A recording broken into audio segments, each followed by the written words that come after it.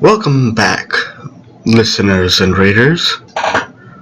Terias is here with a new story. I'm sure some of you are wondering what's going on with the Mythic Knight story, and it's getting there, just a little slower than I would like. In the meantime, I thought I would treat you all to my story.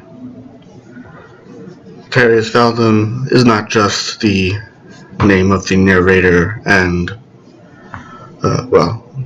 my pen name. Terias is a character unto himself, one that I've been building up to writing for a while. This is the Chronicles of the Grand Librarian. Chapter 1, A Story's Beginning. It is a dark and gloomy night. Thunder crackles, threatening a downpour of rain, but none has arrived yet. Another sound breaks through the still air in Topaz City.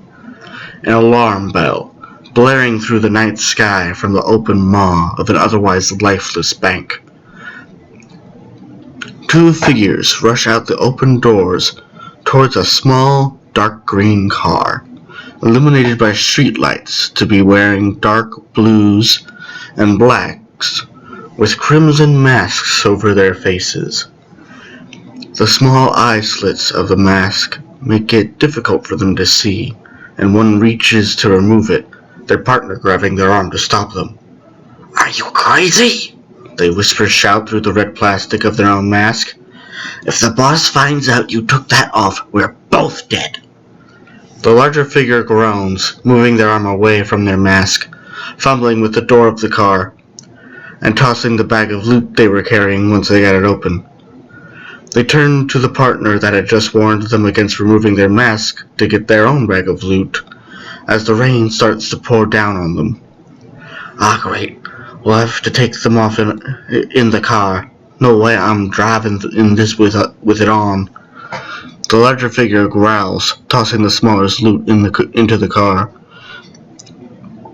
Both of them hear a familiar wet splish of someone or something dropping behind them onto the wet, cold pavement. As they turn, they see a new figure. They couldn't make out his face in the shadows of the night. Not that they needed to. There were few who didn't recognize this robed silhouette. "Shit, it's a super! Run for it!" the larger figure tells his companion, who starts booking it down the sidewalk as the larger rushed the rope silhouette. All the smaller of the two robbers heard was a loud, meaty splat, as someone getting slapped across the face, followed by the thunk of a large body hitting a metal car and the blare of said car's alarm. The smaller of the robbers begin to run even harder down the sidewalk of the concrete jungle of a city. As the smaller robber turned the corner into an alleyway, they ran face first into something soft. Cloth? But there was something hard underneath, like armor. Who wears armor under cloth? "Oh, fucking shit!"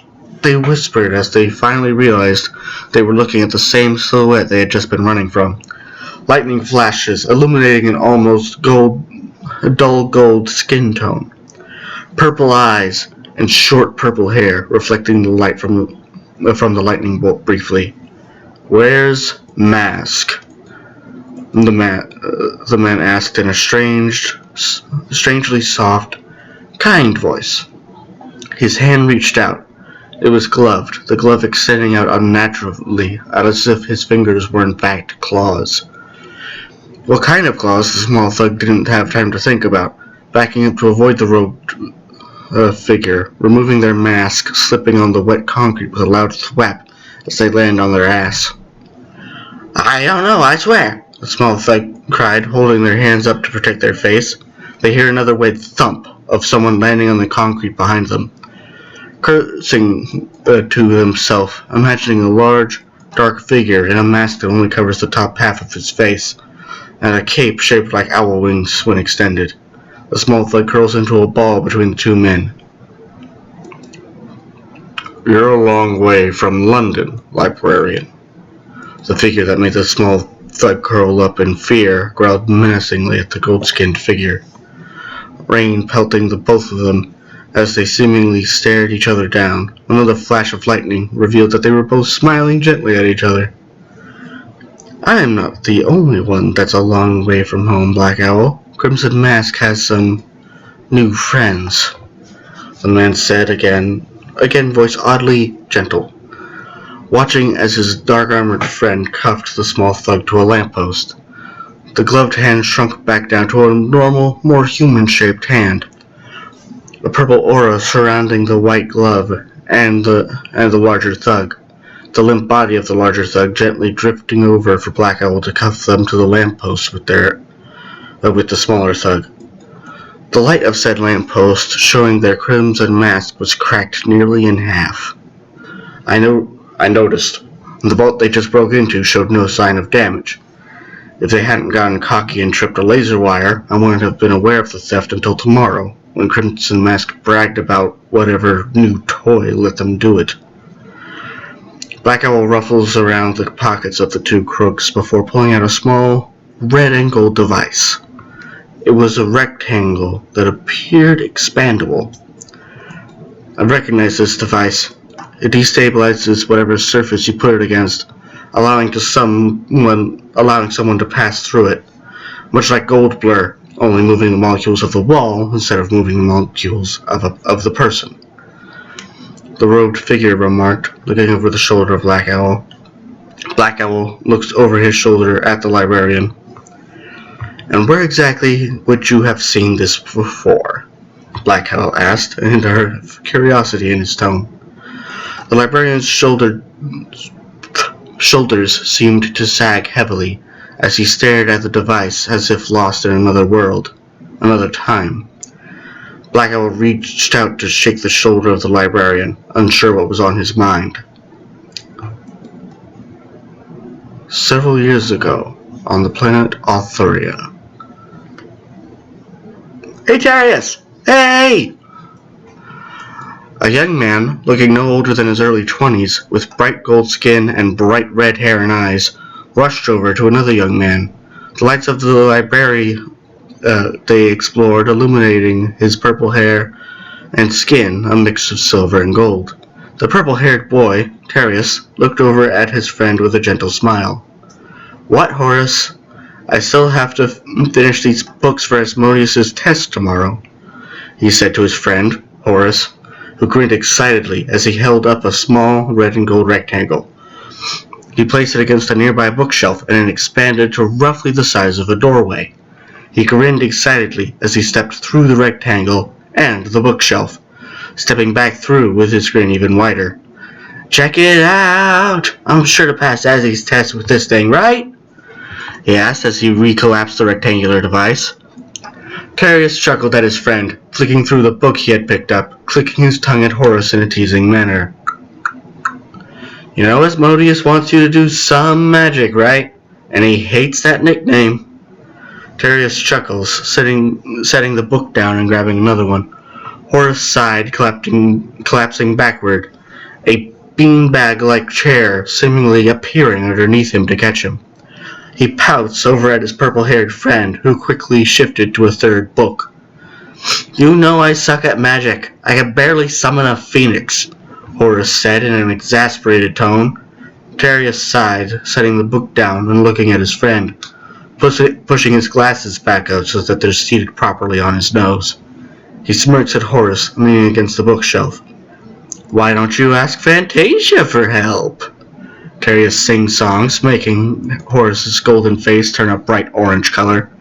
He struggled to stand out of the beanbag chair and rushed to cover Terias's mouth with his hand, shushing him. You said you want a towel, Horace whispered through clenched teeth, making his friend trickle against his hand. Terias grabbed Horace's arm and moved his hand away from him with a big smirk still on his face.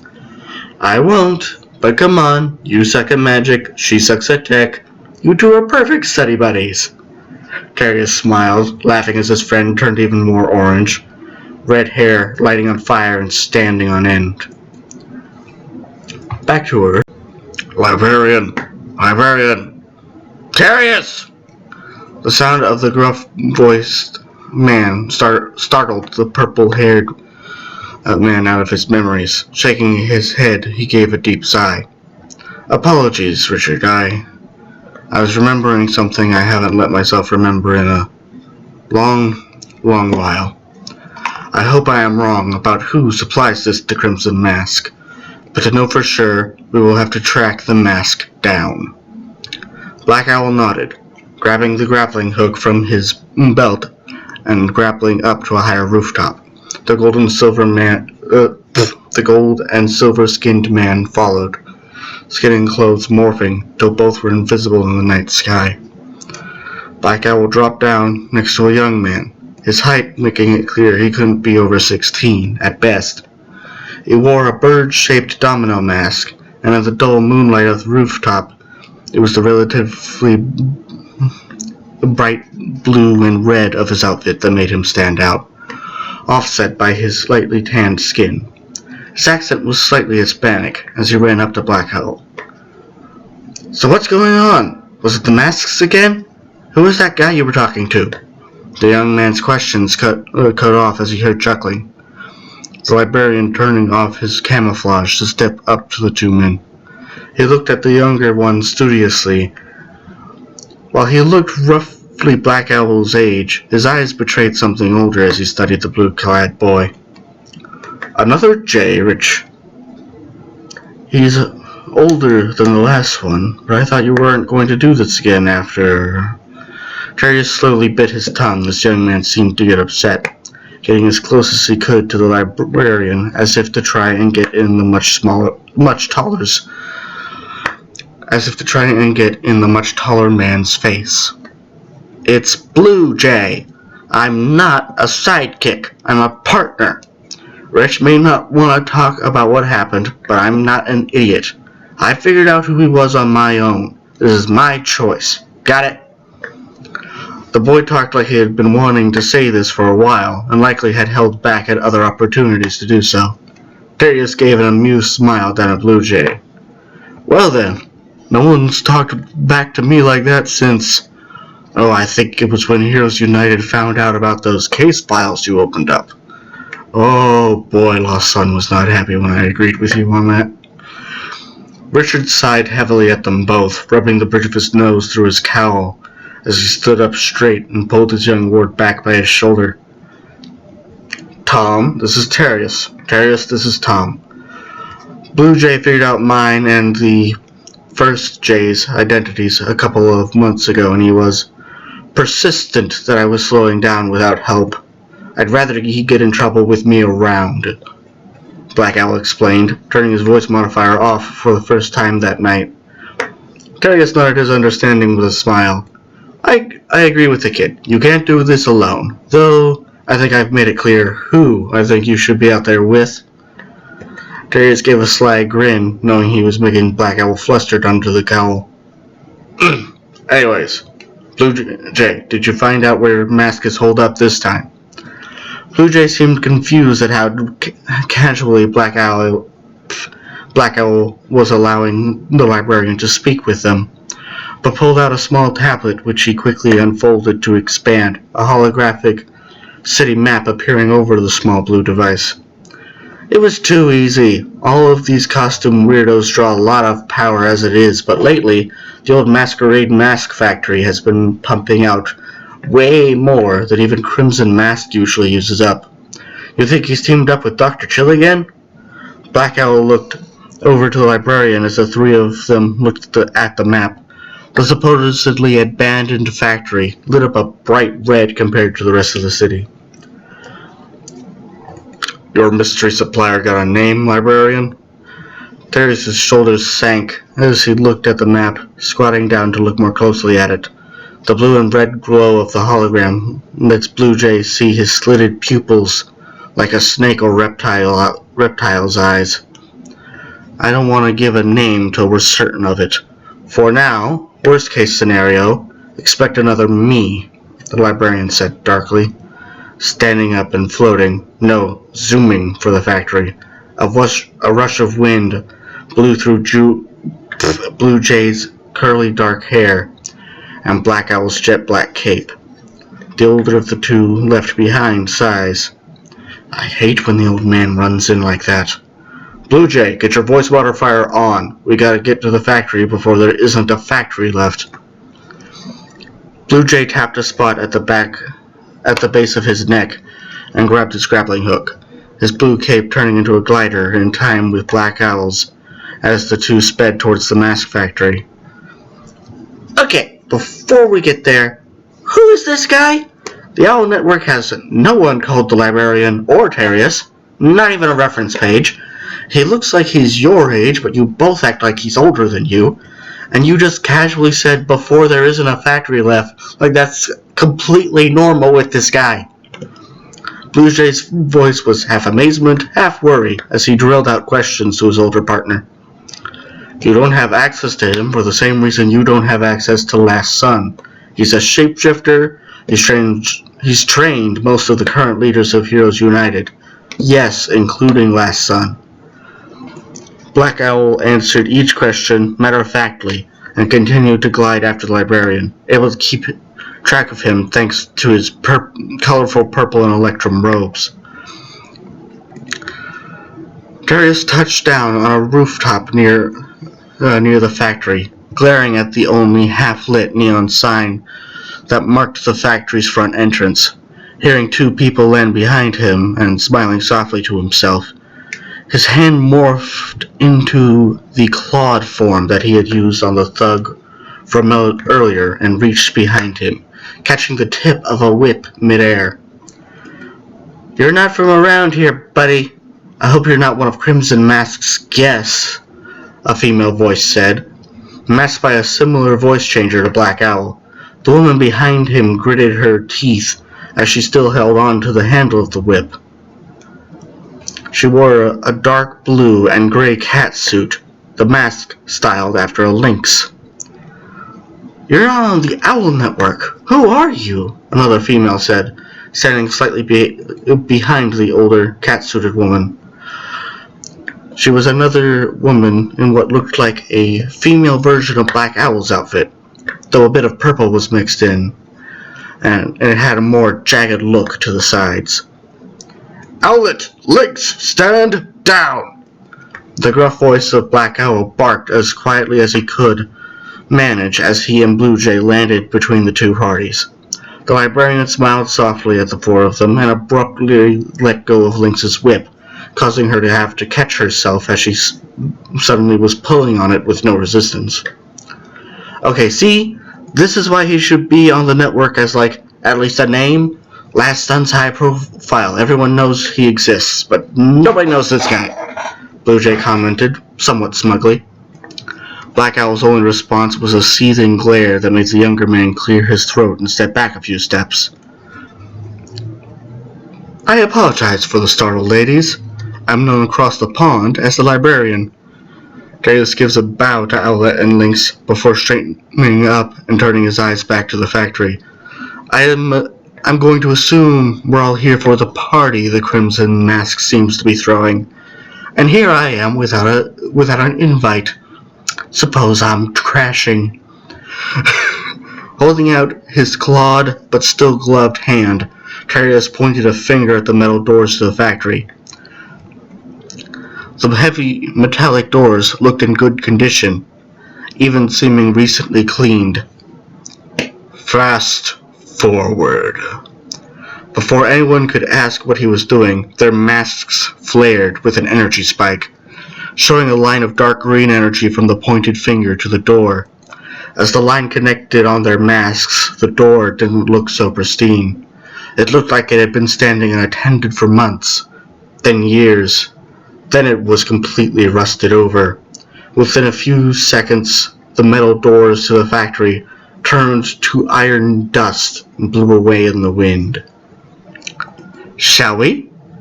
Terias said, smirking back at the group behind him, floating down to meet the goons and thugs that swarmed out of the now missing factory doors. Black Owl followed the fastest, swinging down to kick one goon, which was dressed half in white and half in black, into Black Owl kicked the black and white thug into two more, both dressed like doctors with cryoguns.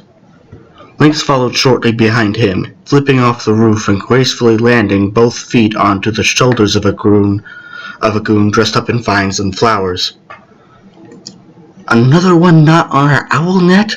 I thought that was just for the last siblings, Owlet commented to Blue Jay as she swung shoulder first into a thug dressed in a tuxedo. Blue Jay sighed in frustration as he landed on and tased a large thug wearing a gray mask and more mafia-style clothing. I thought the same thing, but apparently this guy's also as important as them? Like, super old! He's trained most of the current Heroes United S ranks, according to Black Owl. What little he told me, anyway. I don't know why some maid from London is such a big deal, though. He hasn't done anything Fate Master or Origin Sorcerer couldn't do so far. Blue Jay talked as he moved, sliding under a second gray masked thug and tasing them in the leg, before jumping at a pair of crimson masked thugs and throwing a pair of blue metal discs at them, the discs attaching to the thugs and sending a shock through them to knock them out. So, how come you've never mentioned the British alien brooding?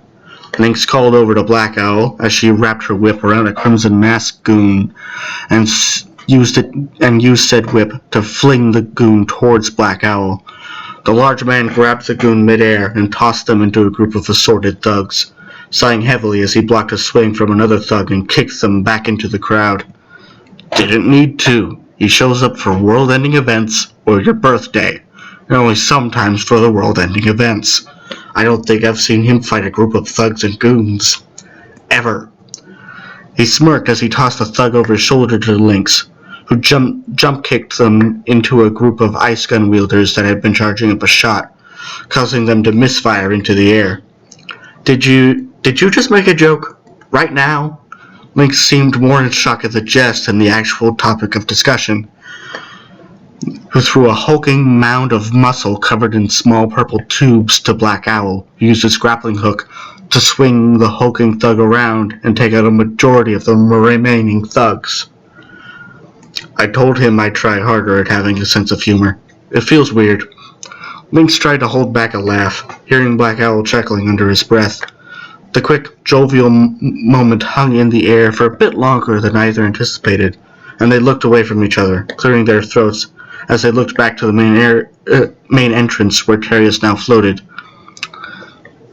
Crimson Mask is obviously having guests.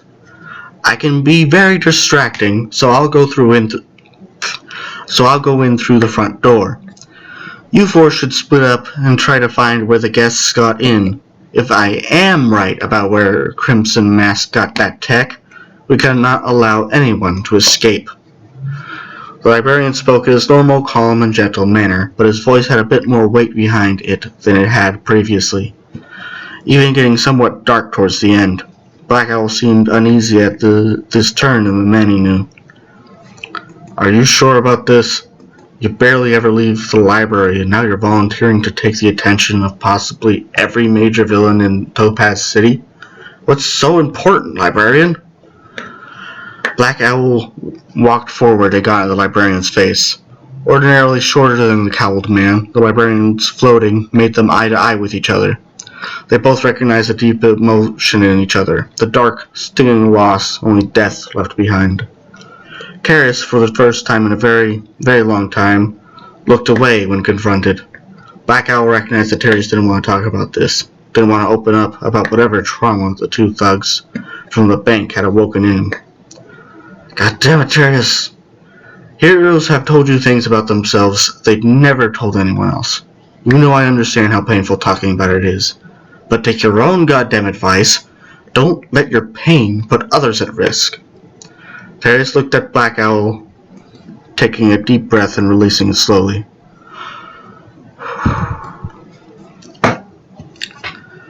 My planet, like Last Son and Last Daughter, was destroyed.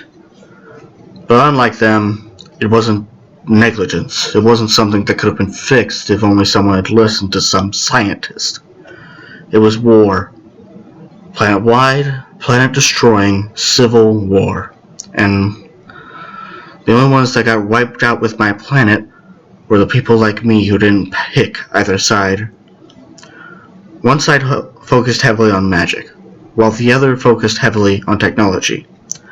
If Crimson Mask is in contact with the side that focuses on technology, it's only a matter of time before both sides realize I'm here and put Earth in the crossfire of their next battle. That is all that we have time for. I can tell you more after this. Terias spoke in the most inelegant way he had all night. It sounded very human. Blue Jay could swear he saw the gold-silver mixed skin cracking in places before he finished speaking and collected himself. Black Owl nodded and took out his grappling hook. Thank you. I know talking about it is hard, and that is a lot. But we've dealt with aliens before. I'm sure whoever's supplying Crimson Mask, we can capture them before they get word back to their commanders. Terias nodded as Black Owl grappled up to the roof of the factory. Lynx followed close behind him. Owlette grabbed Blue Jay's arm to lead him around the side of the factory. As the Librarian floated there, a gilded hand combing down his dark violet locks, as he took a deep breath once more and turned back to the gaping maw of the factory's recently doorless entry. Terias, oh boy, this'll be interesting, he said to himself, gliding through the hallway that followed the main entry door. At the end of the hallway was another group of thugs and goons, all protecting another set of large metal doors. They had been close enough to hear the fight outside and were back to back, ready for a brawl. So naturally they were confused when an oddly clothed young man floated towards them alone. Oh goody, something to punch my feelings out on, Terias said darkly. A single clawed hand grabbed the largest thug in the outer circle of this grouping. Another of the thugs wearing domino masked variety of thug. The single gilded hand lifting the large thug as they shouted to be put down. Terias chuckled to himself as realization crossed the face of the thugs and goons immediately in front of the Librarian. As you wish, Terias sing-songed, flinging his arm forward like he was throwing a baseball into the crowd, clearing a line through them till the thug hit the wall directly opposite, denting the metal wall and knocking the large thug out cold. Terias grabbed the two next nearest goons by their shirts and spun around rapidly, making both of them shout in surprise, arms and legs flailing wildly as they were quickly overtaken by a feeling not dissimilar to being in a teacup ride at the amusement park. Just before they felt about to hurl the off-gold-skinned alien chucked them into their oncoming allies like groceries into the back of a car. Several men and women collapsed underneath their chucked comrades. Terias swiftly did a head count of the remaining enemies between him and the main room. 2 playing possum, 8 with their rifles drawn. Gotta make sure no stray bullets kill people. Terias thinks for a second, which gave the 8 still standing time to open fire. Holding up his right hand in an open palm, he slowly closed said palm into a fist. The bullets and the guns turning to dust in front of the thugs' eyes. While they stood there bewildered, Terias took a deep breath and growled out a command. Sleep! Before any of them could question why they were suddenly tired, they collapsed to the ground, snoring. There. This is why I hate guns. Stupid ricocheting pieces of metal. Terias sighed, rubbing his temple as he walked over to the heavy metal doors the thugs and goons were guarding. He could hear the dull roar of a large crowd gathered behind it. He tilted his neck, letting it crack and pop before he put both hands on the doors and rent them away from himself. The doors clanked and slammed behind him loudly. The people conversing on the other side fell silent and turned to him.